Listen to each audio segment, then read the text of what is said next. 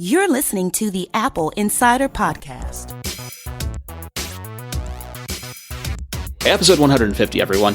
Neil, I before we get into it, I want to mention, I spoke with Katie Stevens of MakeCrate, and we're going to insert a small segment that I did with her here into the podcast.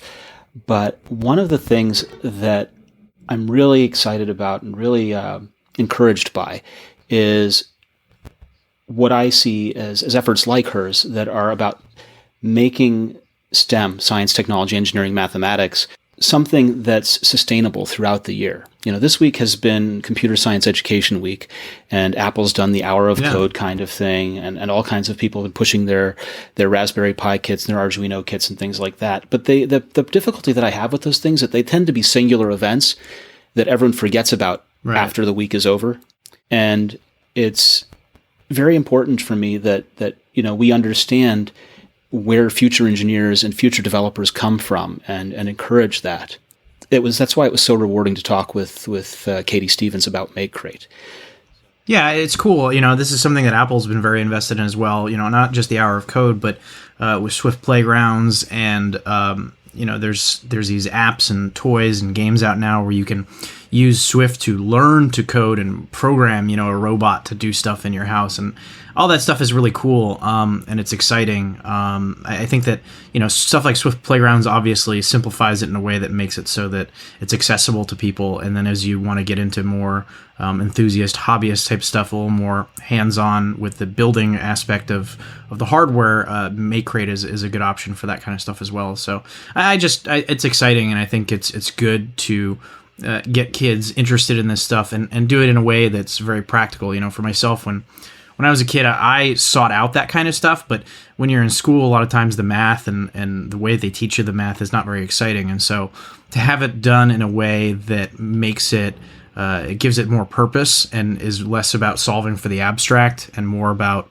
creating something and getting a sense of accomplishment afterwards rather than just solving for X, I think is a great way to teach kids the value of software and math and programming and those sorts of things. I'd like to take a moment now to introduce you to someone very special. This is Katie Stevens, founder of MakeCrate. Katie, can you just explain for our listeners what MakeCrate is? Sure. It is a subscription for electronics and coding. It's designed to teach electronics and coding to kids about age 12 and up utilizing the Arduino platform. So that's the simple answer in a box. We have subscription offerings as well as a few non-subscription kits at this point too. There's a starter kit, and then there are other add-on kits that make use of parts from the starter kit. Is that right? That's exactly right. So in the initial box that you get from us, you'll receive your Arduino and a bunch of pieces to get you going, as well as 3 really simple projects. We have a tremendous focus on developing the instructions that come with our kits. They are literally step by step. There's not a single component that you'd add into your kit that doesn't have written as well as illustrated instructions to tell you how to do that. And then in subsequent months, you'll reuse some of those parts and get new sensors, new actuators to create something fun. So some sample projects in later months are things like building a nightlight or an alarm for your room or a digital clock, those sorts of things. It's really relevant that we're talking about this right now. We're in the middle of Computer Science Education Week. Apple is doing the Hour of Code initiative where they're hosting children in stores to spend an hour going through code.org lessons.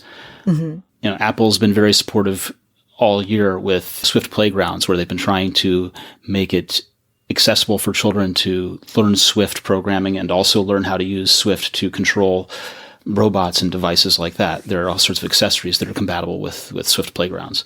So it's very topical that we're talking about this now. One of the things that I think a lot about is where future engineers come from. And I've seen a lot of STEM initiatives that come off to a great start, but it seems like sometimes these initiatives are most strongly focused during this 1 week out of the year or 1 day out of the year, and then the rest of the year they sort of lie fallow. What are you doing, or how does MakeCrate keep this sort of enthusiasm going? I think that the subscription model lends itself really nicely to the sort of thing that you're talking about, in that you've got something brand new coming in every month. The projects are designed to get progressively more difficult. So you'll utilize skills that you learned before, both from the building and the coding perspective, and then add on new things. Additionally, one of the things that I've worked really hard on is to make sure that while the projects we send and that we prescribe each month in terms of providing directions and code downloads and all of that, are really important to the process, trying to encourage, it's generally kids that use these kits, although we do have a fair number of adults that have subscribed as well, but that they are trying to explore beyond that. And so along with the content that you receive in your box every month, you can go online and take a look at the page for each kit has links to suggested challenge problems, and those tend to fall either into building or coding or some combination thereof. So it might be to add we've walked you through the process of how to use an LCD and a real-time clock sensor to build a digital clock, but you've learned previously how to wire a buzzer. So now see if you can both add that buzzer and go back and add alarm functionality to your code. So, and that's something that we're not specifically giving instruction on, but kind of guiding towards that so that kids can reuse the skills that they've learned before and continue to grow and find more interesting challenges with these projects. Let me ask, because I don't know yet. Do the projects explain the function of the components or the function of the blocks of code so that it's not just following the instructions to assemble something, it's really gaining knowledge about how these things go together and why they work? Yes, that is our intention. And so that is content that you have to go and seek out. It doesn't come straight out of the box, although there are, in the instruction booklets that we send, there'll be a description of any new parts that you've received and a brief overview of how they work. But then we also have some videos on our blog that walk through especially the fundamental pieces like LEDs and resistors and buzzers, how all of those function. We walk very specifically in tutorials on how to do the coding. Some of the code that we're utilizing, especially for the more advanced projects, can be really, really tricky. And so sometimes instead of tackling the entire coding project, we will break it down into pieces and talk about, what a particular function might be doing and how you might change it in order to get different behavior. But there is a lot of content structured around all of this to take it beyond just, putting this part in this hole and hoping that you got it in the right place and it works. Yeah, years ago, I used to have the Radio Shack 50-in-1 kit, which was a bunch of discrete analog components with a couple of digital components as well. Mm-hmm. And they all had spring terminals, and the spring terminals were numbered. And that was the way that project worked, was you'd find a project you wanted to build, like the LED bulb with a CDS sensor to trigger it, to close mm-hmm. the circuit, to switch it on. And the first half of the book was all point-to-point wiring, this spring terminal number to this spring terminal number, with no indication of why you were doing it or what these ports did. And the second part of the book was, here's the schematic drawing, go ahead and figure out how to wire it. But again, no real communication about what a diode does and why you'd use one. Mm-hmm. And we've had that I make that same kind of observation with products like Snap Circuits, where Snap Circuits says, go ahead and put these components in this order and it'll do something. And that's great, but there's no explanation for why you're combining them the way you are. Right. And that kind of thing without human interaction can be tricky. It's really hard to do that well and to make sure that the people who are engaging with these parts are looking at that kind of information. So, I don't always know that a user is seeking that out, but we're certainly working really hard to provide it.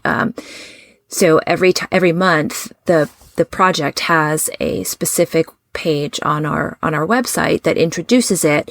There's a little video that shows you what it should look like in the end, but it links to the specific content that's going to tell you, here's how you write a for loop, or, here's what's happening inside that LED that's making it light up. Here's what the inside of your breadboard looks like, so you can start to understand why when you connect things in the wrong rows, it doesn't work. Those sorts of things, because I'm a former classroom teacher. And so understanding the why of it, along with, seeing it come together and actually turn on, is really important to me. Definitely. There's the reward of the achievable task, right? I made this thing light up, which is great. That helps keep the enthusiasm there and keeps us working towards the next project. But without that understanding of why it works and why we got the result we did, it's always been hard for me to get myself and my daughter to the next step. Why is this important and what else can we do with it? Right. So we end up building these discrete projects that stand alone, but we haven't really learned anything from it. Right. Yeah, I agree. And, keep working towards doing a better and better job at exactly that kind of learning, so that these things don't sit on a shelf in between months, but kids are trying to experiment and see what else they can make it do. I've taken these projects out to various events, maker fairs and educational events in my hometown, and always I'll have a basic project that probably 60-70% of kids that come by will put it together and get really excited that it worked and go on. But every single time there's at least 2 or 3 kids that look at it and say, well, that's exciting, but what else can I do? And that's the highlight of my day, to get to interact with a child who is trying to figure out, why did that all together? How can I add a second LED? Where do I put it to make it work? And talking through with them, the logic behind why it has to go in a particular place is always, that's the kind of stuff that keeps me really excited about doing what I'm doing. Can I ask, how long have you been working on MakeCrate? I started it in March of 2016, so it's still fairly new. We started shipping our first boxes in October of 2016, so just a little over a year for shipments now. And what would you say has been the biggest thing you've learned from shipping MakeCrate? Oh my goodness, that list could go on and on and on. I have always had a fairly entrepreneurial spirit, I think, but no real training in that regard. So the whole, just getting a business up and running and figuring out how to do that has been tremendously rewarding in terms of how much I've learned. It's been a struggle too. I think that's probably true for most new businesses. But in terms of the product, first of all, I should probably say that before I started this, I had never used an Arduino. I had an idea of what it was because I live in a home with 3 other very serious makers. And so we've always had them around. But I had never done that, and was inspired to it because my family is very lucky in that we have the resources to, 1, have those things in our home, 2, have adults around that can help kids figure it out, and 3, my children go to school where some of that is available as well. So a big part of the motivation for me was, making this accessible to kids who don't have the same resources, whether it be people or components. And so I think, one of the biggest things I've learned is how all of this stuff works, and iterating through on not only how it works, but on how to best teach it to other people. Our first several sets of directions were worked for my mind, but when I put them in front of 11-year-olds, they said, I can't do this, and, would kind of throw up their hands. So iterating through all of that and trying to figure out the best balance between being really prescriptive in the directions and also allowing for exploration has been a big part of the learning as well. What would be the hardest challenge you've had to overcome? From a business perspective, it would be understanding that marketing is vital. which should be obvious, I suppose. But I have a very much, if you build it, they will come perspective on that sometimes. Like I know based on the thousands of interactions I've had with children over the last year that I have made this really great thing. But in terms of communicating that to people that are going to sell it, that has been a struggle for me. It does not come naturally. So really learning to navigate all of that and make those connections would be my biggest challenge. Yeah, I would say that marketing and sales is every bit as important as the engineering and product. That there are a lot of engineers out there that I've met that have had this feeling like you, that if they make the very best product, it will sell itself, and it doesn't always work out that way. Correct. Yes. Yes. So. Coming to a place where I was open-minded about having to learn this new skill set was a struggle, and I think I'm finally there and starting to put all of those pieces together. So I'm also a very independent person. So I've done this essentially on my own for the last year, and so asking for help is always a new skill I have to learn. So where should people go to get their starter kit? Where should people go to start looking at MakeCrate? We are at makecrate.club online, and there's a lot of information there about the projects, and you can actually read some of the blog content that talks about how the components work without having a membership or anything there. You can also, we have a YouTube channel for MakeCrate, and there's some intro videos there for a lot of the projects, so you can see what they look like. And again, some videos about the components as well. So those would be two great places to get a start looking for us. So you've been shipping for more or less about a year and change. What does MakeCrate look like 3 years from now? What do you think the next thing for you is?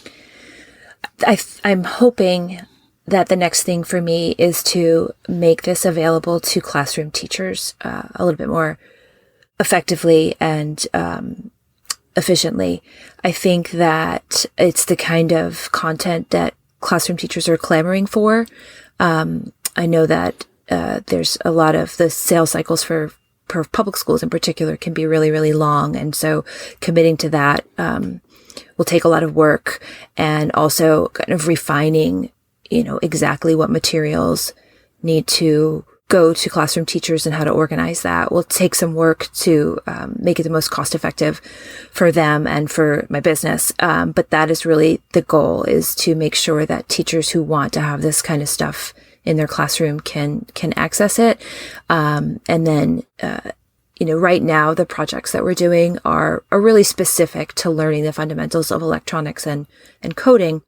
But there are a lot of really, really neat sensors out there that have, particularly scientific applications, force and acceleration and those kinds of things. So I would love in a few years to really start thinking about how to utilize the technology to reinforce lessons that teachers might be making outside of the limited focus of electronics and coding. So, building a physics lab that utilizes this kind of stuff. So that's really my dream, is to, see it on that broader platform. So just to restate it so I've got it clear in my head, there are projects that are focused today on parents of children, say 11 and up.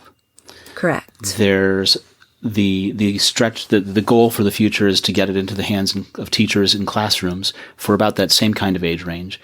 And there the focus is still electronics and coding and the fundamentals of assembling circuits and making them do new and interesting things. But beyond that, it's about using electronics to support other lessons, like as you say, physics. Exactly. I think that those kinds of efficiencies in the classroom are incredibly valuable to teachers, to be able to, impart some genuine hands-on experience of a physical concept while also reinforcing how to write code at the same time would be amazing. So there's a lot of work involved in getting those lessons just right. But the research and design and product development is my absolute favorite part of all of this. So I get really excited when I think about having those opportunities.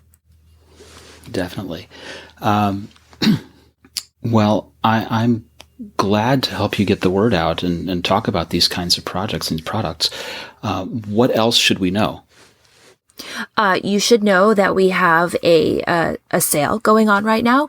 So we have the marketing. Yes, Very exactly, good. exactly. So the code Holiday Makers gets 25% off of everything on our site right now. So if you're looking for holiday gifts, we have some one-off kits. We have an alarm kit and a game kit and a music kit that are great for under the tree options. But if you want to be that person who gives the gift that keeps on giving, you can look at some of our subscription options as well, and give something that looks super fun to unwrap as well as teaches somebody something new. Fantastic. Well, Katie, thank you so much for joining me. That's MakeCrate.club. Correct. And I encourage all of our listeners to go and check it out. I'm excited. Thank you. Thank you so much for having me. It's really fun to get to talk about this. It's been a real labor of love. And, I just love knowing that folks out there are learning something new. We're going to get some hands-on experience, and we may talk about it in future episodes. We might even ask you back to tell us more about it. Thank you so much. Excellent. Thank you. The thing that I always have an issue with, because I used to use these Radio Shack kits when I was a kid, and they never really taught you what components were or why you'd use them. Right. They just said, assemble these things in this order. Yeah. And it was so difficult to really get a good grasp on why circuits work the way they do. And there are even apps in the App Store that do interesting things like teach you about voltage and amperage and resistors by making you try and connect circuits on the touchscreen and place the components in so that you don't blow up the light bulb at the end kind of thing. Mm-hmm. And I'm blanking on the name of that app, but if I can think of it, I'll put it in the show notes, because even simple things like that are an easy way for really young kids to figure out how things go together, how circuits work, and what a resistor does.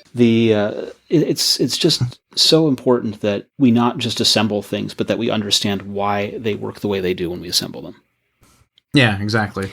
And these kinds of things affect people whether they're new to engineering or have a long and accomplished history of engineering. That if you assemble something in the wrong order, unexpected results happen. And I'm thinking about the latest debacle that Apple's had with software updates. Yeah. It's not easy. How was that for a segue? That's a good one. So Apple has had a tough time of it. Would you agree? This has not been a good fall for Apple. Software-wise, I think their hardware is firing on all cylinders right now. I would agree. There are very few reports of any kind of quality issues with the hardware. But the software updates, for example, the High Sierra update that we covered last week, or the rushed update for iOS 11.2. Yeah, we talked about this last week, and you and I were pretty riled up about the root issue on Mac OS. And for those who haven't listened or aren't familiar with what happened, basically, long story short, a very easy way of getting root access to a Mac was discovered with just clicking a few times. And that's very, very bad in terms of security. It's a pretty embarrassing about security 101, about as basic as you're going to get kind of stuff.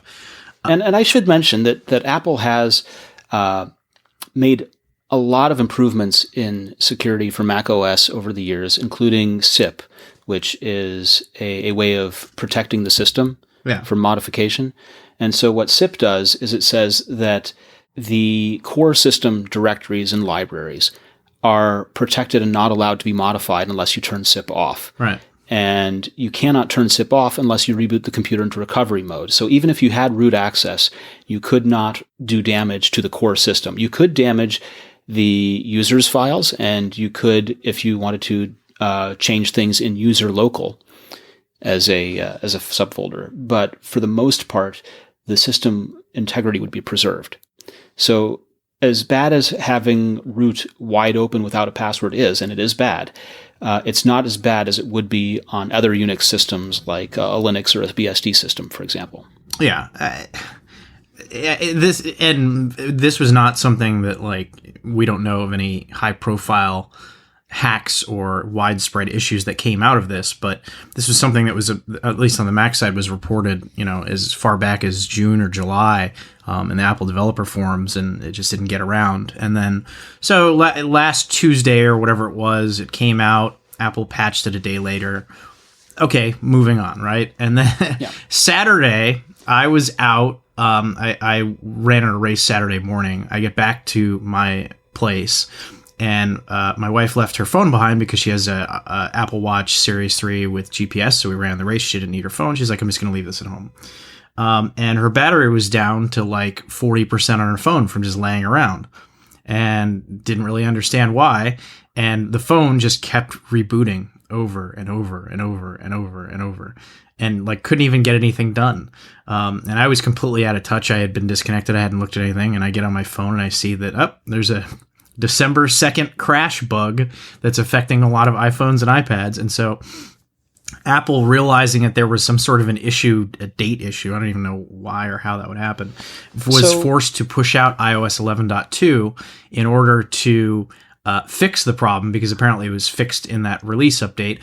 But of course, it wasn't quite ready for prime time. It wasn't fully baked yet. And so they pushed it out with a notification saying, "Oh, Apple Pay Cash is available now," even though it wasn't available yet. So it's just like, it was beyond embarrassing. It was stupid. So here's my understanding of the 11.2, the reason why Springboard crashed and what happened to force us to have this 11.2 update early. Mm-hmm. How many months are there in a year? There are 12. Are there? Because in iOS, there is a 13th month that is placed out of bounds. And because the 13th month is out of bounds, it causes that crash. So what happened is iOS has a history of weird calendar things. Yeah. Whether it's daylight savings time, mm-hmm. or other odd calendar bugs that have just cropped up through the years. Right. Right? You remember these, right? Yeah. And so the way that my rough understanding here is that engineers recognize that there are these problems, and as a way of making it work and making it work quickly was to push these things into a 13th month to make them not happen during our regular course of 12 months. And what could go wrong? Well, Springboard crashing, first of all. Yes, exactly. What could possibly go wrong? And so there we have it. This happened. My wife is basically like, "You fix it." Just hands me her phone. Like, I don't know what to do about this. So later that day, yeah, why should she? Later that day, I got a text from a buddy of mine who he's a manager at Best Buy. He's not, he's not like the most tech savvy guy, but he's tech savvy enough to have a bunch of devices, works at Best Buy, whatever, right? And he texts me and he says, "I woke up this morning and the strangest thing happened. My phone, my wife's phone, my iPad, her iPad, everything kept crashing over and over and over, and I couldn't get it to stop. I had to hard reset and plug them into iTunes on my computer to fix it," because he didn't know what was going on.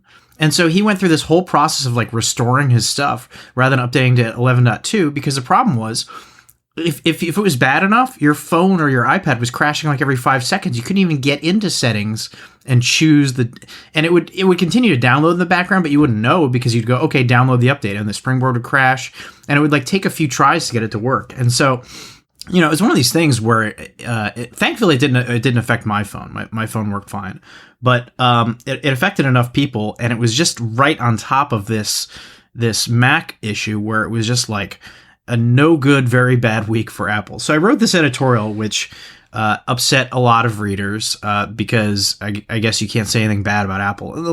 You like upsetting our readers.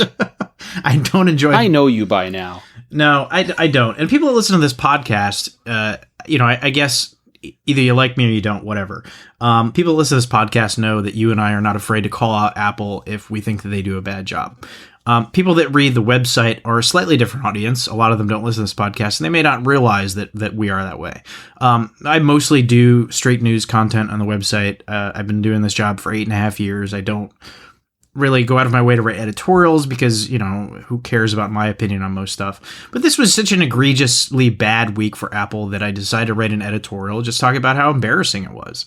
And not just this week, but the fall. There have been so many problems. The Apple Watch Wi-Fi LTE connectivity bug. The A question mark autocorrect bug that spread like a virus and replaced the letter I. I mentioned that one in the editorial that I wrote, and I said that it was a public relations disaster. And someone took issue with that, saying, "Oh, that's not as bad as phones blowing up like Samsung." Of course, it's not as bad as phones blowing up like Samsung. We're not trying to equate two things here. What I'm saying is, if you go on Twitter or you text message with somebody and then they can't even type the letter I, they can't even refer to themselves on the internet, which is all anybody ever does on the internet. In the first person, yes. Yeah. You can't even refer to yourself in the first person on the internet. It's not, of course, it's not as bad as burning your house down with your phone. Of course not. But it's constantly in your face reminding you that there's a bug in the phone software and that people need to update their phones and that Apple screwed up. Like, it's one thing to have a bug that kind of annoys you or whatever, but it's another thing to be reading Twitter, to be reading text messages, to be on Facebook, to be wherever, and just constantly seeing this bug out there over and over and over and over. That is literally the definition of a public relations disaster, because you can't escape it. It's a constant reminder that Apple screwed something up. And that's bad. I mean, you want to be looking good in the public. You want people to be happy with your products. And so, Apple talks a lot about customer satisfaction. They talk a lot about customers feeling having a feeling of joy from using their products. And there's nothing joyous about waking up on a Saturday, finding all your devices repeatedly crashing, and having to go and reset them on iTunes. Now, imagine that all the surprise and none of the delight. Right. Imagine that you don't know anything about technology. You're going to the Apple store, you're getting on a landline so you can call Apple to get this fixed.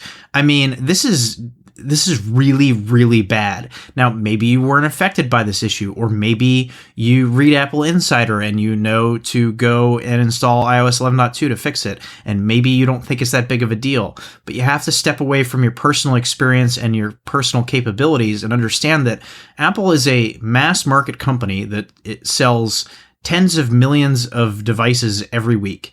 And they have a ton of people out there who like their devices because they're simple to use and they don't have issues like this. They don't have to worry about security issues. They don't have to worry about constant crashes. They don't have to worry about that kind of stuff. And so, yes, Samsung is in a league of their own when it comes to disasters, but I'm not setting the bar that low. I'm setting Apple at a higher standard that we hold them to because we love the company and because we love their products.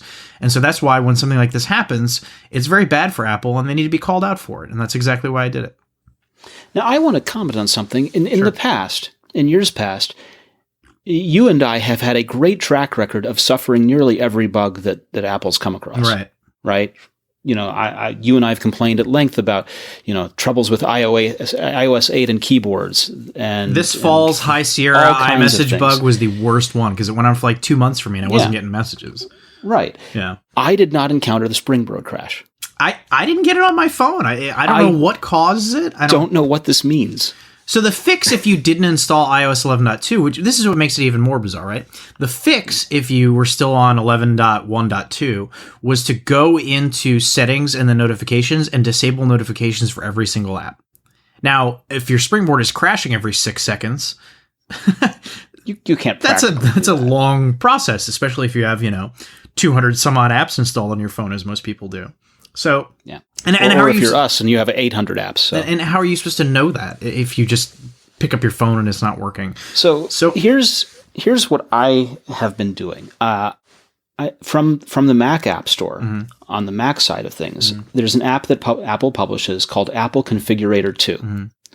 And when it comes time to update an iOS device, mm-hmm. and for whatever reason, I've had iOS devices that have difficulty updating over the air, connecting it to the computer and using Apple Configurator 2 instead of iTunes allows me to go ahead and manage the iOS device and update the iOS device and set it into all of its DFU modes and restore modes and all the kinds of things that I need to do to really successfully update and take care of an iOS device without messing around with whatever they've done to iTunes this week. Mm-hmm. So there's a tip. If you find that you need to connect to a computer and you're connecting to a Mac, try Apple Configurator 2 instead of iTunes.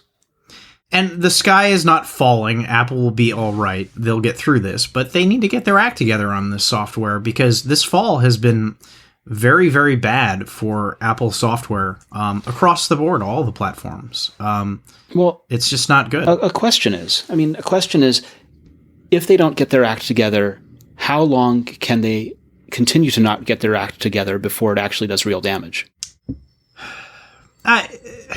It's impossible to say. I think that Apple's brand is bigger than any single product. It is the most important aspect of the company. It is why people are willing to shell out $1,000+ for an iPhone 10, because with that brand is an assumed level of quality. And as soon as you fall short of that experience, which Apple itself boasts about and goes out of their way to emphasize, and rightfully so, it might make consumers, think twice about maybe spending $1,000 on that phone or $2,000 on that laptop or something like that.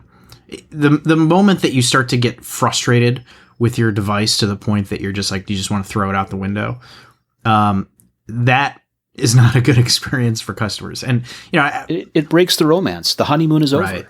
Right. And Apple, they have 99+% customer satisfaction on a lot of their platforms. People are very happy with their products, but those numbers will start to come down if these types of issues continue. I don't think that these types of issues are going to continue. I think it was a combination of having some trouble this fall with the iPhone 10 launch and focusing on that, and some bad luck. I think that this will not continue, but I've been thinking a lot back on this year too, because we're coming to the end of 2017 and thinking about year-end content that we want to write. And one of the things I want to write is, I don't think that Apple has ever before announced so many products that weren't coming out until next year in a year. And that's an interesting change for the company. I'm not saying it's a bad thing, but I wonder where their focus is when they are struggling to get stuff out the door. Yeah, it's a tough question. And there are, as you say, a lot of products that have already been announced for next year. Yeah, we have a new Mac Pro coming next year. We have new monitors from Apple that they're going to start making. They're going to get back into the display business. The ones they partnered with worked out so well. We have the AirPower charging mat coming next year. That's the third product. We have the AirPods charging case coming next year. And we also have, because it was delayed, the HomePod is coming next year as well. 5 products. Mm-hmm. I'm going to add to that list a potential Mac Mini. Well, they haven't announced that, but they say that it's not. They referred to it or mentioned it, have alluded to it, but it's certainly not announced in the same class as the charging pad, for example. Well, just this week they made the mid 2011 model obsolete, and a lot of our commenters were especially upset about that, because in many people's view, so the last Mac Mini refresh came out in 2014, so it's over 3 years old. And a lot of people saw that as a downgrade because they actually reduced the number of ports on it. So there are people saying, wait a minute, you made the 2011 model obsolete and it's better than the 2014 model? Like, how does this... The 2014 came in, I believe, quad-core, and they didn't even offer that for the 2014 model. So, the Mac Mini, supposedly Apple says, is an important product in their lineup, and they're going to continue to invest in it. So maybe an update is coming next year, but I'm not holding my breath. Sure. You want to add to that there is almost certainly going to be an iPad or iPad Pro refresh. Well, but that doesn't count. I mean, new products are coming out every year. That doesn't... Are there engineers working on something? Of course, yeah. Then it counts. Well, add to that, you've also got... But they come out every year. That's... What made it... If we're talking... No, I'm talking about pre-announcing products. Yes, we're talking about pre-announcing Right. products, and I'm focusing on distributing engineering talent and attention. It's focus, right? Apple announced a bunch of stuff in 2017 that they couldn't ship in 2017. Yes, and if the focus is divided across all of these things, plus the things that are not announced but we can expect anyway, that's a really, really spread thin kind of stretch, isn't it? Well, and then you have the iMac Pro to throw into the mix as well. I mean, that's technically supposed to be coming out in 2017, although we'll see. We've only got a few months left in the year. We're running out of 2017. Yeah, I think it's going to be like the Mac Pro. They ship it, December 31st. They ship like 6 of them at a quarter to midnight and then say, oh, we met our deadline. But well, speaking of meeting deadlines, I mean, it was my surprise that Amazon actually managed to ship their Amazon Prime Video app before the end of 2017. And we'll talk about that more later. yeah, well, that has some similarities with pushing iOS 11.2 and the High Sierra update out the door, where it comes with its own set of issues and bugs. You don't say. You don't say. Yeah, I think that it's a strange situation for Apple to be in, where they pre-announced a bunch of 2018 hardware. Not to say unprecedented. The company's done it before. The Apple Watch was announced in September 2014 before it launched in April 2015, but that's different because it was pre-announced so that developers had time to create apps for it. It was a new platform. HomePod, you could make the argument that that was kind of what they were going for, but not really. That was less about developers. And there's no real explanation for pre-announcing AirPower other than to say, oh, we're invested in wireless charging. And then even less reason to announce the Mac Pro other than to say to pro users, hey, we haven't forgotten about you. 2018, the year of catch-up. Yeah. Yeah. So before we move on, I want to mention I found the app that I was thinking of when we began. It's called Light This Up, and it's by a company called Koopps, Koopps. And I'll put it in the show notes, but it's one that I think would be worth checking out if you're at all interested in puzzles and puzzle solving and electronics. It's pretty cool. It's very approachable. Good for kids. Cool. Good for adults. So there you go. You mentioned among all of the list of products that are forthcoming, so the AirPods. Mm-hmm. Let's talk about AirPods. AirPods are one of those things that I had basement expectations for. I did not expect them. I did not expect to like them as much as I do. And through a combination of events, including the fact that my publisher basically forced AirPods on me so that I would be familiar with the product, and also the fact that I somehow at some point lost my Powerbeats 3. I don't know what happened.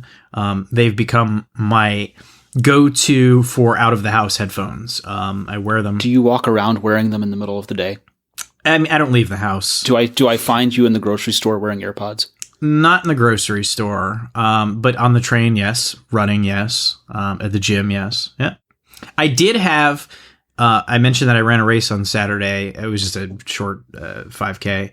I did have one of my AirPods fall out during the race, and I had to do that awkward thing where there's a million people coming behind me, and I had to So you were scrambling on the ground looking for your lost contact try not to have lens. people trip over me. Where's the AirPod? Oh my God. But it was my own fault that it fell out because it was cold out and it was a morning race, so I was wearing gloves.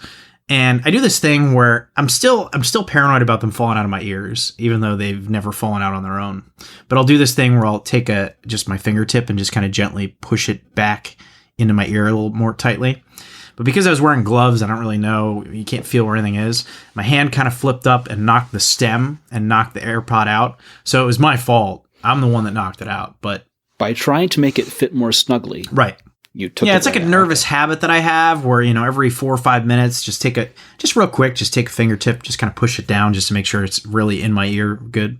Some people bite their nails. You play with your AirPods. All right. But they're a really successful product, right? I mean, they shipped a huge amount in this year, and it looks like they're going to ship as many as 26 to 28 million in the coming year. Yeah, it's a pretty big hit for them, and I mean, I see them everywhere. That people love them. You read the comments on that story that we wrote, and people they say it's the best product Apple's released in years, and I can't really disagree with that. They're pretty good.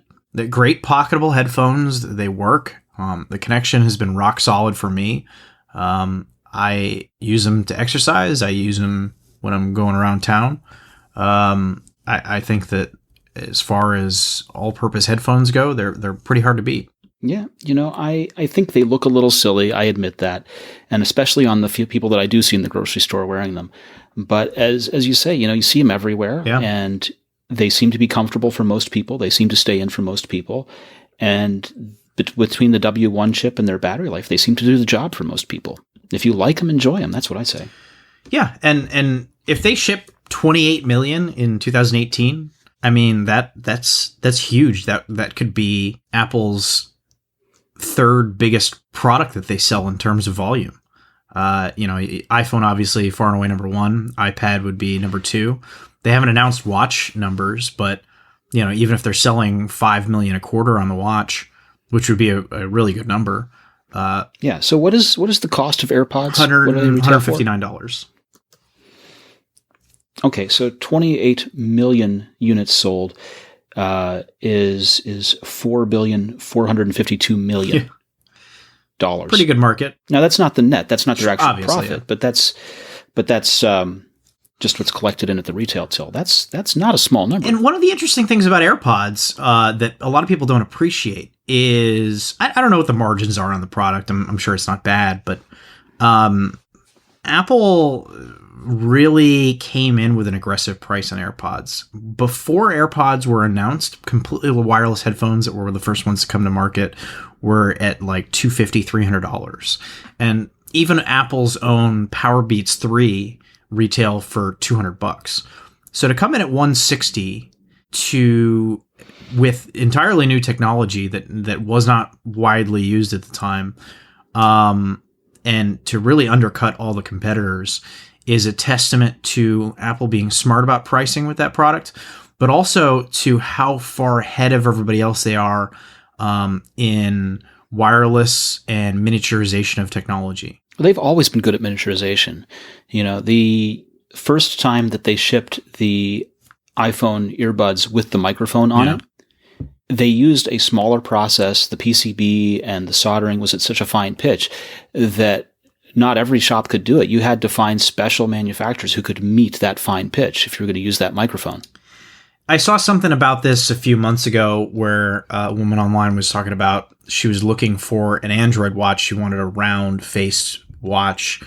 And all the ones that were out there were these like big, like the Michael Kors one. They're like huge, chunky, basically male watches, which some... No. The Huawei one is the good one for that. Well, but that was the point, was that if you want something small, if you're a woman who wants a smaller watch, Apple's 38 millimeter Apple Watch is the only one that really gets that small.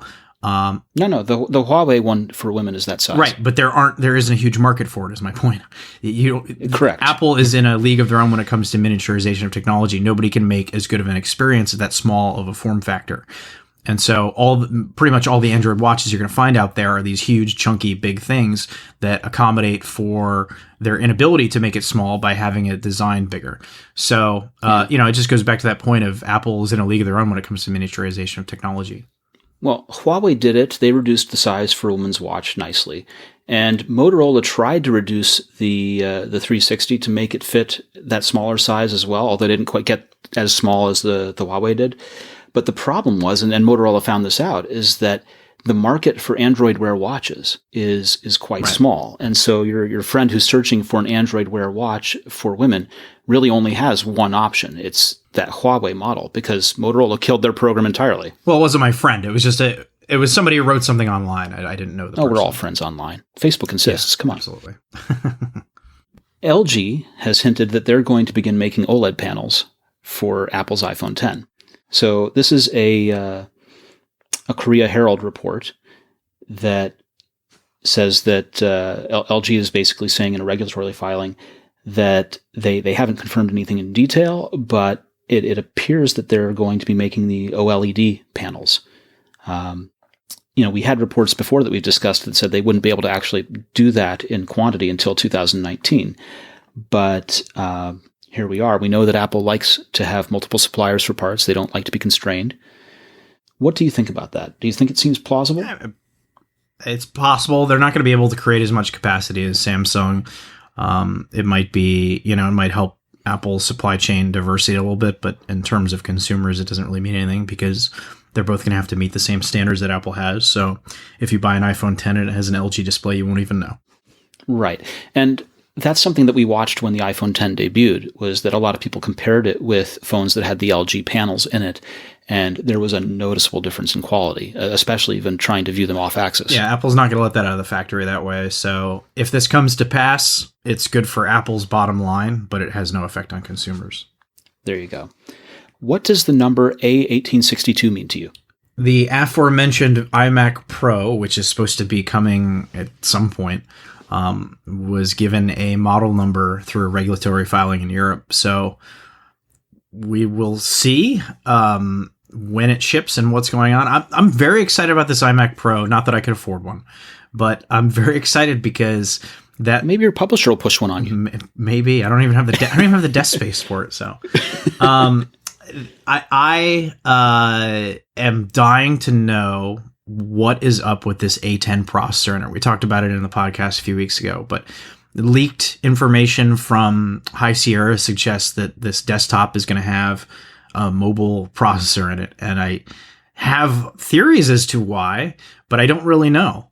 And, there's theories that it's like power management. It's like, what do you need power management for in a 27-inch desktop that's constantly plugged in? Like this is, if you want to put the machine to sleep and conserve energy and conserve wear and tear and heat on the components inside, but have it alive enough that it can respond to a Hey Siri command. Don't say that.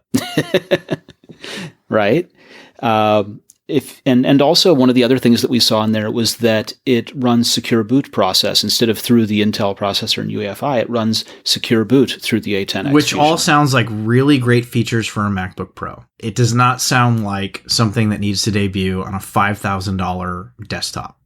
Well, you debut it and then you roll it out to the rest. Maybe. And if that's what it is, that's fine. That's pretty underwhelming. I'm hoping that there's more to it. Power management on a desktop, who cares? Well, remains to be seen. We will see. But clearly, I think you would do that for the purpose of being able to roll it out easily later on. I agree with you that the focus isn't power management solely, but if that's one of the things that you can do, you do it to make it a more universal install across all of these things. Yeah, I agree. I think that 2018, if this rumor ends up being true, I think 2018, all of Apple's Pro machines will have some sort of an A-series coprocessor in there handling certain stuff. My hope is that this leads to being able to natively run iOS apps within macOS and kind of further bridging the gap between the two. Because you got to remember, the Mac App Store is not particularly great, and the iOS App Store is particularly great. And the ability to run iPad and iPhone apps on your Mac, while it may seem weird in some ways, would have a huge advantage because you instantly now have 2 million plus high quality apps that are available in the iOS App Store now on your Mac and syncing with iCloud and everything else. So pretty exciting if that's where it goes. But especially if you think about the apps that work with iCloud Drive and files. Because that's one of the things is when you work with an iOS app, for the most part, your data lives within that iOS app unless you use the share sheet and then save it in files. And there are, it's a subset of all of the apps on the App Store that can do that today. But once you can do that and interchange files and exchange files with other applications on the Mac, that becomes interesting. Well, if you start to go from the ground up, from the watch to the phone to the iPad to the Apple TV in terms of, size of screen, you have a unified code base with those three platforms, watchOS, iOS, and tvOS. macOS is kind of an outlier. You can't have a single binary that will encompass iOS and macOS. And if we could get to that point where you buy and we bridge the gaps between those app stores. Imagine, new Pixelmator Pro just came out for iOS, for Mac. Now imagine if... have you gotten that yet, by the way? No, I run the basic Pixelmator. I didn't see a lot of reason for Pro, but Pixelmator does a really great app for iOS, and I use it on my iPad and my iPhone occasionally. And imagine if I could spend $30, $50, whatever, and get that app for both platforms with one purchase. So we've had fat binaries for Mac in the past when they were doing things like being PowerPC and Mac compatible at the time. On the other side of the fence, Microsoft, for a long time when they were pushing Windows Phone as a platform before deciding that it was no longer sustainable, they were pushing for single binaries that would work from Windows Phone to Surface to generic Windows 10 computer. Yeah, they had the right idea. They were just 10 years late. They finally figured out what they had to do, just at a point where no one wanted to buy their phones anymore. So good luck with that. Apple has the advantage now of being the premier player on the phone market. And while the Mac is still niche overall in terms of its success, it has a devoted fan base. And allowing iOS apps to run on the Mac, allowing people to have more familiar experience on the Mac. And I'm not saying bring a touchscreen to the Mac. I'm just saying give the ability to have these apps or unify the code base in a way that you could have purchases that apply across both. There's still, with as much as they've done with continuity to bridge the gaps between the platforms, there's still a wide gap between them. There's still a disconnect between the Mac and iOS. And I think the more that they can bridge that gap in terms of files and apps being shared between the two, the better experience you'll have on both platforms as a result of it. Mm-hmm. Yeah, and I think that there's still some confusion between, you're talking about an app store that allowed you to unify purchases across all of the different platforms. I like it, but at the same time, I worry about what that does for developer income, because there are still people out there charging for separate versions from iPhone to iPad. Well, but that's the thing. You don't have to. You don't have to do that. Developers. So you create a confusion between what's the expected behavior. Well, the market sorts it out. Developers have the option. Apple already does this now. You can make unified iPad, iPhone, and Apple TV apps, right? And you can have it appear on all platforms. Or what a lot of developers did was they ported their stuff over to tvOS, and then they just added the word TV to the app, and it's a TV-only download. And now I don't like that, and I'm more apt to buy if something is a universal app. But I would argue the opposite. I would say maybe I'll pay $30 for a Mac app, but I probably won't pay $30 for an iPhone app. But if I pay $30 for the Mac app and it comes with an iPhone app and a universal binary, that might get people that say, I would never buy this for $30 on my phone, but I can get it on my Mac, and then now I have it on my phone as well. That might get more people to buy. Yeah. And then you also add on the confusion between in-app purchases and things that Apple has to do to fix that, by which I mean in-app purchases from the version for the iPhone app don't convert over to in-app purchases from the iPad app when they're marketed separately like that, even if they're the same product. And further, when you're using a family account and you try and do family accounts, then the app purchases don't work within family members. There needs to be better options for app subscriptions and that sort of stuff, but that's more of a problem that developers need to sort out than Apple when you're talking about different versions of apps. If they choose not to embrace the universal binary, then that's their business. Yeah, some of it is still on Apple's side, especially when it comes to family accounts. Yeah, I mean, I don't disagree with that, but I think a lot of the problems you're talking about are self-created by developers who are trying to nickel and dime consumers too. Yes, there's a bit of both. Mm-hmm. And I don't begrudge any developer trying to make a profit. No, hey, you got to make money. I've long been a believer that people should pay more for software, and I think that $20 for an iPhone app. I think that $15 for the Mario game for iPhone was great. I think it was totally worth $15. But I paid for Fantastical. I'm very happy with it. A lot of consumers disagree. So if you're listening and you won't pay $15 for a good app on your phone, you're a cheapskate. Well, especially when you've invested this much in having a good phone to begin I know. with. Anyway, we've got a rumor, and I'm a little skeptical. So help me out here and tell me if I'm being irrational about this or if my skepticism is well-placed. There's this concept that a 6.1-inch LCD phone next year would use a metal chassis. It doesn't make any sense to me. I mean, I was trying to think about it from a cost perspective. Does it make sense to reuse tooling they already have? But a 6.1-inch size isn't size they already have. Let me bring everybody up to speed. Does it make sense to what's going on? Yeah, let me bring everybody to speed. So the rumor is that we're going to get 3 new phones next year. We had 3 new phones this year. We had the iPhone 8, iPhone 8 Plus, and the iPhone 10. The iPhone 10 introduced a bunch of new technology, was a little bit harder to produce, came to market a couple months later.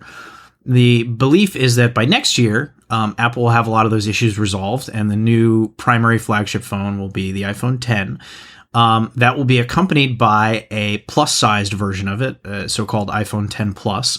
So basically think the iPhone 8 Plus, but with an edge-to-edge display for a larger form factor. So you're looking at like 6.5-inch screen, something in that realm. And then for people that want bigger phones but don't want to spend a bunch of money on a big OLED screen, Apple's going to have something in between those two with a not completely edge-to-edge display, because it won't be OLED. It'll be an LCD screen, but it'll ditch the home button, have the same Face ID, swipe up to unlock kind of experience. Not as good of a screen, not as good a technology. It'll be the budget-priced phone that's the sort of entry level for the flagships, the high-end. And it'll have an LCD screen. So the rumor came out this week that phone is going to have a metal back. The reason that doesn't make any sense is because Apple switched to a glass back on the iPhone 8 and the iPhone 10. And the reason that they switched to a glass back is so that they can enable wireless charging. So unless Apple has found some way to defy the laws of physics or is going to completely ditch wireless charging on this phone, which I don't know why they do it when it's currently on the iPhone 8, having a metal back on the phone doesn't make any sense to me. These things, they don't make any sense. I don't believe it. There's no reason for Apple to ditch, unless there's something about this phone that we're not understanding, which is certainly possible. I'm not sure that I understand the need for a 6.1-inch LCD phone, but in between the two other sizes, I'm not sure I get it. But budget, price point. But is that using up? I don't know. Yeah, I don't know. More important. So things that we got in the iOS 11.2 update that we talked about a moment ago. We got 7.5 watt charging for wireless charging. We got Apple Pay Cash eventually. We did. It came out, started its rollout on Monday. Tuesday came to all people. Apple Pay Cash is kind of Apple's competitor to Square Cash and Venmo. But it's a little different in some ways, too. It's actually a card that is it's a debit card that appears in your Apple Wallet. And you can use it to spend money in addition to receiving money. So the way that Apple Pay Cash works is it is done through the Messages app. So it is an iMessage app. And you set it up by... it wants you to use a debit card because the debit card transfers come with no fees. But you can use it with a credit card if you want and pay a 3% fee. And then you can send cash to friends just like you do with Venmo and whatever else. But rather than having it, like when you send it through Venmo, it's kind of like imprisoned in the app and you got to go and transfer to your bank or whatever. You have to do the same thing with Apple, but they do something interesting. In the interim, before you transfer it to your bank, if you want to leave it there, it just sits on a card called Apple Pay Cash. And you could go to any store, essentially, that accepts Apple Pay NFC payments, and instead of using your credit card or debit card, you could use your Apple Pay Cash card to spend the money that was transferred to you, or you could transfer it to another friend, or you could transfer it to your bank.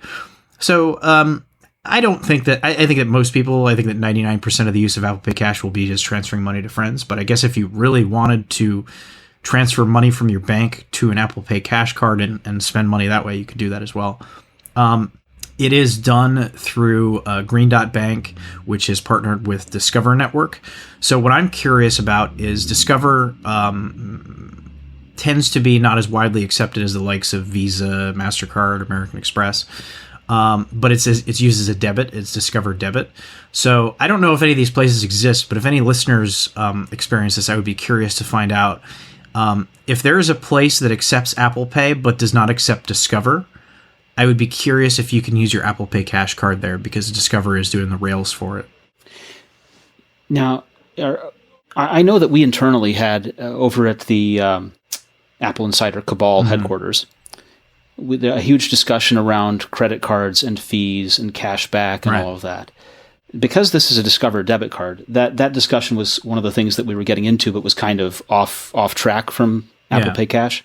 Okay. Yeah, Discover Debit is done through Pulse, which is pretty widely accepted. So my assumption is that even if a place doesn't take Discover Credit, they probably take Pulse, aka Discover Debit, which means they probably take Apple Pay Cash. And you would probably be very hard-pressed to find a place that does not accept both Apple Pay Cash and Discover, let alone Discover Debit. So I don't think anyone practically will run into this situation, but I'm curious because you do run into places where Discover is not accepted. So I would be curious to find out if anybody runs into that problem. So if you have an experience, let us know. You can tweet at me or email us or whatever. Yeah, definitely. Now, let me ask you this, because I see it here that it's using the Discover debit. Is it possible to tell it to use something else, like a different debit card? No. You could just use your own debit card, though. Which you'd set up through Apple Pay and use. Well, when you transfer money, you get to choose. So what happens is you open the Messages app, then you open Apple Pay Cash through the Messages app drawer at the bottom, and then you choose the amount that you want to send, and then you hit the send button, and then once you hit send, you have to authorize the Apple Pay transaction. So if you're on an iPhone 10, for example, you choose the card in your wallet that you want to send the money from. You then double press the side button, and then it scans your face with Face ID.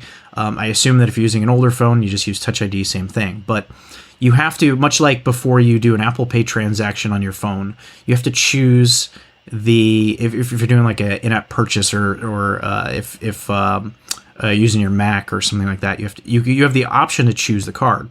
And so any card that is in your Apple Wallet, you can choose for the transfer. And this does not require it to be on the Apple Pay Cash card. It can just be from any card. So they encourage you to use a debit card because there's no fee with a debit transfer. But if you use credit, then you got to pay a 3%. So there's two separate things here. There's the Apple Pay Cash card, which is the Discover debit that lives in Wallet. And then there's the messaging app that allows you to send money, but you can use any payment you've already got set up in Wallet. Correct. Okay, now I've got it right. That feels like an important distinction because they both look like Apple Pay Cash, but they're separate. They're not necessarily that Apple Pay Cash Discover debit. And it's good the way that it is, because otherwise you would have to transfer your money to Apple Pay Cash card, then transfer it, which would be stupid. The recipient will get it on their Apple Pay Cash card, and then they have to go in and transfer it to their bank. But that's not any different from Square Cash or Venmo or any of those other services. So, right. Cool. Thanks for going over that with me. This is just a quick note. This is a story that we ran about Apple's partner Catcher, who are at work on a product line that seems to be hinting at an augmented reality headset. They've confirmed plans for the product line, but they didn't provide any more details. They did this with Digitimes. Now, Apple is a longtime client of Catcher, and so the question here is Catcher working on the augmented reality headset for Apple? Also in this week's news, Apple's partner Quanta signed a licensing deal where they're going to manufacture lenses for Lumos, which is an Israeli company. So it's sort of like that may have nothing to do with Apple, except that Quanta is an Apple partner. And so there's sort of all of these things circling. And we have yet to see what's going to materialize, but I'm always interested in seeing where this stuff goes. AR is very interesting to me.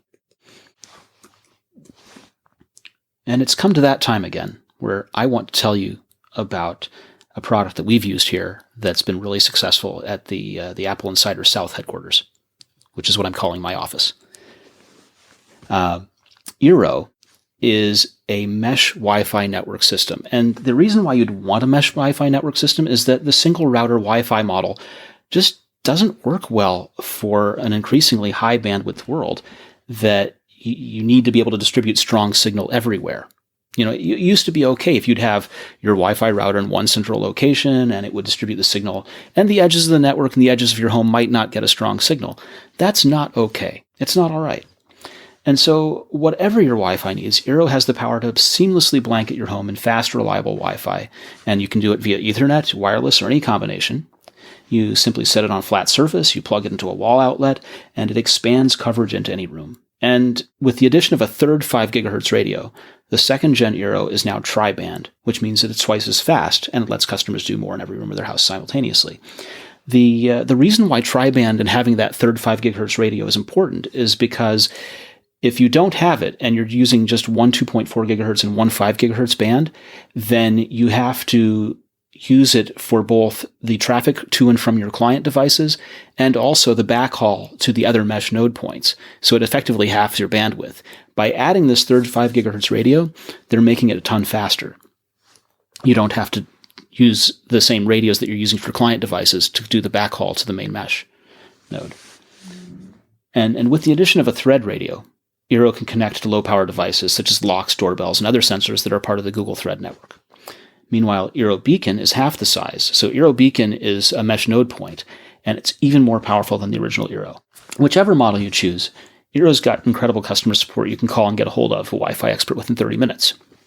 Now, as I said, we've been using it, and it's astounding just how good it really is. I mean, I have a test home that I use. I have a friend's home that I use for testing Wi-Fi because his house is a little bit larger than mine, and he has 4 areas of the home that are really, really abysmal for signal.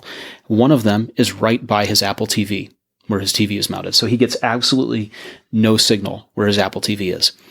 And putting in Eero and putting in the Eero Beacon node points has solved the dead spot at the TV. It solved the dead spot in the master bedroom.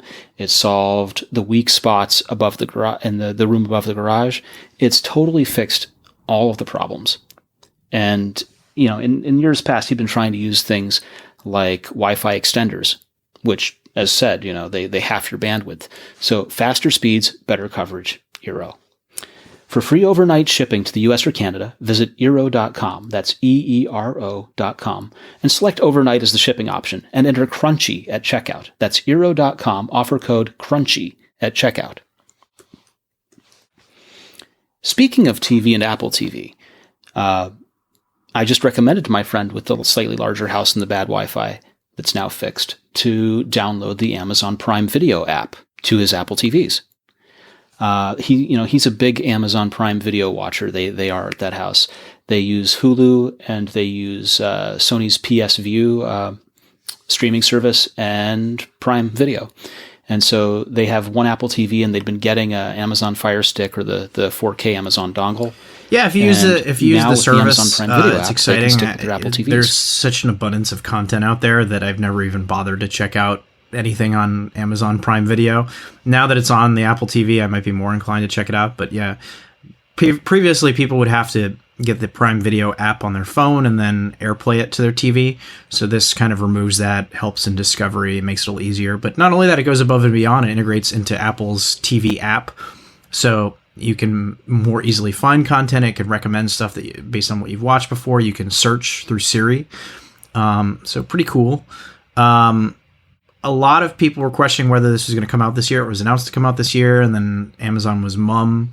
There's a lot of background and drama here where, and we talked about this on the podcast a little last week, but basically Apple and Amazon don't really see eye to eye because Amazon has not had a lot of success in hardware, and TV is one of those areas where they have had success.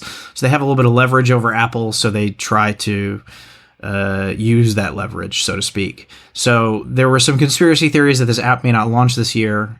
It did, which is cool.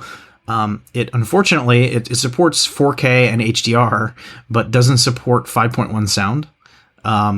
It only comes out in stereo for some reason, and I'm assuming that's a bug, but that has also led to conspiracy theories about Amazon purposefully hamstringing the app because you can get 5.1 sound on your Roku, on your Fire TV stick, and all that stuff. So Apple TV supports 7.1 sound, by the way, which, if you're not familiar, is 7 channels of sound and 1 subwoofer. So a little bit more than the left and right stereo. Right, so that's 6 left and rights, and so a center channel most content in the front standard for dialogue, since The Empire Strikes Back came out, in 82 or whatever it was, the standard has been 5.1, and there is, if you get a Blu-ray or whatever, it goes beyond that. Some of them do like 8.2 sound or something like that, but 5.1 is pretty much the bare minimum that you would expect from HD content. 9.2. And the fact that they do 4K video without 5.1 is a little odd, so presumably just a bug, hopefully fixed maybe even by the time you hear this. Yeah. One of the interesting things about this launch is that this app is not just for the 4th and 5th gen Apple TVs. Yeah, it Apple's also still supports supporting that the product. third I think generation they realized Apple TV. that It's kind of wild. people probably not in a rush to update. It works just fine, so why update? And Amazon probably realizes that as well. So it's good to see Apple allowing developers to support it. Right. Now, it's not without bugs. There was content that appeared on the third gen one last night that my kids were looking at. They would try and play, and it would say, service requires subscription to $name in all uppercase. And we have a Prime subscription, and it was appearing on the device, so it should have been available, but it wasn't, and it was buggy. The device, the app on the fourth gen and the 4K Apple TVs is similarly a little bit different and a little bit buggy. But I for the most part, I'm honestly just glad it's there. I am glad that it was released. There's been some conjecture about what this thing was written in or what's going on, because it can't be a web view unless Apple has done something special as an entitlement just for Amazon. But it doesn't react the same way that other Apple TV apps work. When you scroll over different items, classically on other Apple TV apps, the TV makes a sound that confirms that you've scrolled over, a subtle little sound as you mouse over items. And that's not present in the Amazon app.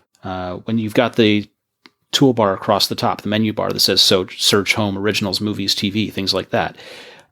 Classically, when you swipe over those items, it automatically shifts for you. And on the Amazon one, I've noticed that you've had to click to select those as the item. So there are a little bit of sort of unusual things that don't quite fit in with tvOS or within the third gen Apple TV. I'm glad it's there.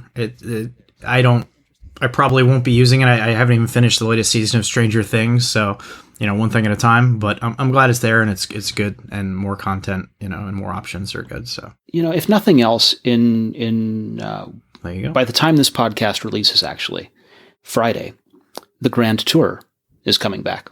So one who, if you haven't given the Grand Tour a watch, if you happen to like three old gentlemen talking about cars and being crass, assaulted a crew member. Yes, yeah. I'm sure he's delightful. Over a undercooked or cold steak, it was something like that. Yeah. But nonetheless, it's you don't watch the show because he's delightful. That's not the attraction to the show. The attraction to the show is to see three old gentlemen acting relatively badly and crassly in cars. But anyway, there you go. They're premiering. It's one of Amazon's Prime originals now because they bought it from the BBC. They bought the talent from the BBC. So there you go. Coming out Friday. Not usually. Now, we don't often talk about books on this program, do we? No. The only occasions we've talked about books have been when they're ebooks or iBooks, for that matter. But I have occasion to talk to you about a book by James Rollins. This book is new. It's coming out. It's called The Demon Crown, and it's published by William Morrow. The premise here is that to save mankind's future, the members of Sigma Force must make a devil's bargain as they join forces with their most hated enemy to stop an ancient threat. It's set off the coast of Brazil. A team of scientists discover a horror like no other, an island where all life has been eradicated and possessed by a species beyond imagination. And they have to join forces with their most hated enemy, even if it means sacrificing one of their own. So there's a whole book series written by James Rollins about this Sigma Force. And this is the latest novel in the series. It's the mix of science, history, and high-concept adventure. Publishers Weekly calls it bone-chilling. And if you want to go ahead and get started with videos, audio, and more, go to jamesrollins.com. That's JamesRollins.com. I think we kind of ran the gamut this week. Neil, what else would you like to talk about? I think we have. The only things that I've been thinking about lately are just Honor, Huawei's a more affordable brand, is introducing a phone that has iPhone X style Animoji to Android. And we ran a small piece on that. And the other thing that I was looking at was Honeywell Lyric adding a home security update that brings HomeKit to their home security product. I know you've messed about with HomeBridge, and I have too now. I've gone ahead and used HomeBridge to turn on the SwitchMate light switches. And I haven't really given any thought to home security yet, so the Honeywell Lyric product looks interesting to me. Well, there we have it. We've talked about an awful lot this week. This has been productive. Yeah. Well, if you out there listening have enjoyed this week as much as I have, I would really appreciate it if you would go ahead and give us good reviews on iTunes. And feel free to check out our YouTube channel. We have a number of videos there, especially the ones that I'll put in the show notes about Apple Pay Cash and things like that. We're really working hard to try and bring you the very best of the information that we can in a really approachable way. And if you enjoy it, feel free to tell us. Neil, where can people find you to tell you? You can find me on Twitter at thisisneil, Neil, and you can read my stuff on AppleInsider.com. And I'm at vmarks on Twitter, and I also write for AppleInsider.com. And like I say, feel free to let us know just what you think about it. Thank you so much. This has been episode 150. Hey, we will see you back next week.